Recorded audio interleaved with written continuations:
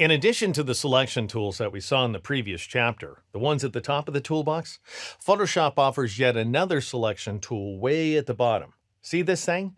Click on it and you enter the Quick Mask mode, which lets you paint selections, for example, using the brush tool.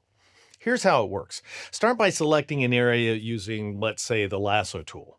Then switch to the Quick Mask mode. Suddenly, everything outside the selection gets covered in red.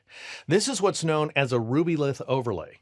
Back in the traditional paste-up days, we'd use an X-Acto knife to cut the ruby, the red coating, away from a clear plastic acetate to isolate part of a photograph from its background. Few of you probably remember those days, but once upon a time, Photoshop adopted this convention and it stuck. Now, at this point, if you want to select more of the image, you paint with white. To paint the selection away, you paint with black, which translates to more Rubylith. Then when you're done, click again on this icon at the bottom of the toolbox, and the Rubylith switches back to an animated selection outline, ready for you to use in any way you like.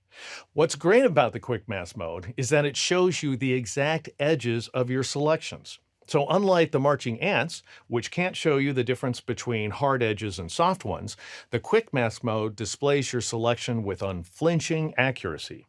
And later, you can use your selection to create what's known as a layer mask, which allows you to hide or reveal portions of a layer at will.